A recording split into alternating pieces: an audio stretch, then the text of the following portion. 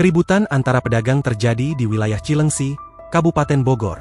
Akibat kejadian ini 3 orang mengalami luka-luka setelah dihantam senjata tajam. Kapolsek Cilengsi Kompol Edison mengatakan peristiwa tersebut berawal dari kekesalan pedagang pecel lele bernama Wahyudi terhadap korban yang merupakan pedagang kopi bernama Usman.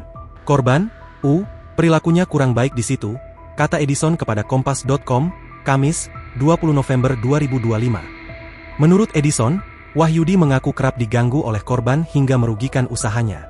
Gangguan tersebut mulai dari pengerusakan, mengusir pembeli, hingga menaruh ayam hidup yang membuat lapaknya kotor.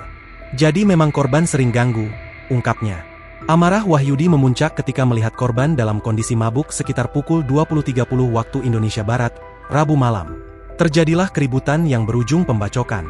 Korban kondisi mabuk petantang petenteng. Terjadi keributan, si tukang pecel langsung mengarahkan sajam ke korban. Jelasnya, 2 teman korban yang mencoba menolong turut menjadi sasaran. Keduanya mengalami luka-luka. Korban luka-luka 3 orang. Masih ada yang di rumah sakit, ada yang sudah pulang, tambahnya. Polisi yang menerima laporan langsung mendatangi lokasi dan mengamankan Wahyudi beserta keponakannya. Keponakannya itu memegangi korban karena takut bawa sajam. Kemudian waktu dipegang dihantam sama pamannya itu, ujarnya.